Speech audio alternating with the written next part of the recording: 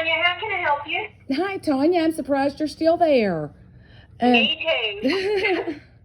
Anyway, you emailed me that thank you earlier, the nomination committee members. Yes. I wanted to let you know a lot of those phone numbers are disconnected. So y'all might want to update that. We have on file on account because I went through and checked them. I don't have any other phone numbers. I just have what's on the member's account. Oh, okay. And I also wanted to check. I know there's supposed to be some kind of a packet. David Cook came up and got one the other day, but there's no application. And one of them said there's supposed to be an application. So I don't have the application. It's something that has been in the works for quite some time.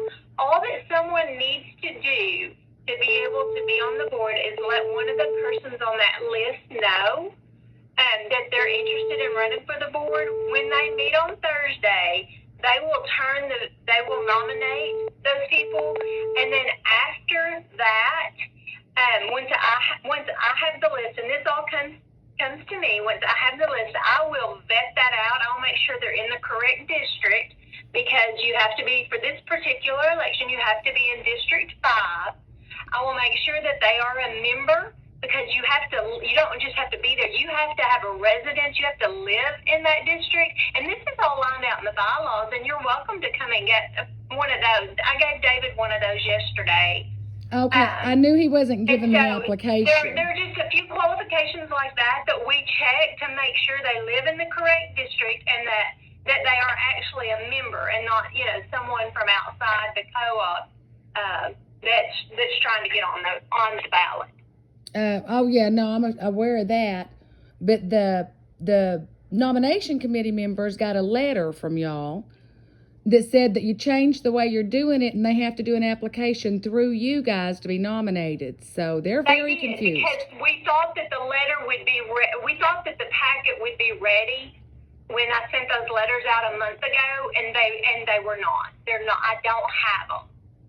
We thought they would be, but we don't. We just don't have it. It's not something that was gotten to me in time. Okay, so you don't have the applications, but the nominating committee thinks they can't nominate because of the letter. They can nominate, and we can clarify that. Was it Louis Puckett? Is that who you talked to? Because I had a message to call him, and I tried, and he didn't answer. I've talked to Mr. Puckett. I've talked to Mr. What's the other name? Latrell or something like that. I've talked to Miss Measle, Lideker, Miss Measle, and Mr. Griggs. Those are the only ones. Miss Measle, I got the number from a retired PJE employee because her number doesn't work. So I got the proper number from someone who used to work there, actually, to be able to get a hold of her.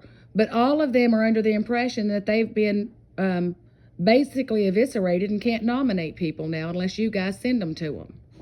Okay, well, that's something that we'll need to clear up. I'll clear up tomorrow with Mr. Kirkland when he is back in the office, because that's not true.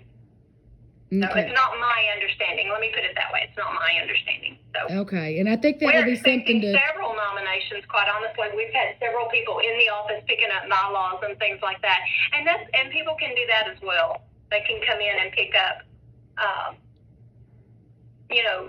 the bylaws and last year's annual meeting report and a map. I do have. That's what I gave David yesterday. Great. You actually sound very friendly. Thank you. I get worried when I call there because some folks are. We're not. Some people have been really mean. We want to take care of you and answer your questions if you'll just call and give us the opportunity. Well, since you're nice, I want to run something by you. There was a gentleman that works there. I'm not sure what he does there, but his name is Chris Ward. What does he do there? I can't give that information out. I'm sorry. Okay. You'll have to ask him. I can't talk about employees. That is part of my role, and I'm bound by law for that. Okay. Well, not just with PJE, but by law because of my licensing. Okay. Well, I need you to know that somebody asked why the power was out or how long it was going to be out. It wasn't any picking on PJE people. The normal question you ask when your power's out, the other day when it was off. And he told this woman to kick rocks and chewed her out on social media.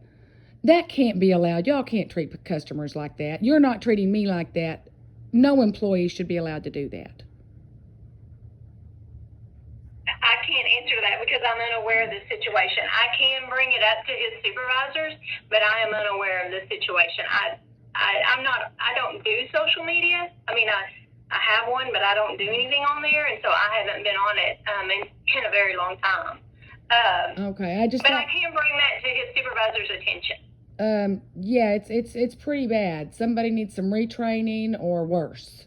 That is definitely a something that deserves some kind of discipline of some sort.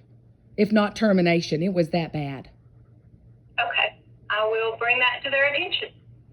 Okay, and I will make sure to get a copy of that from the screenshots and email it, or I'll call if you. Well, I can't get your email right now, but I'll try to get it emailed in because something should be done about that. That is, you don't tell some little old lady to kick rocks because she asked a simple question on your Facebook page. Sure, I understand that. All right, thank you, and you have a blessed day. You too. Bye-bye. Bye.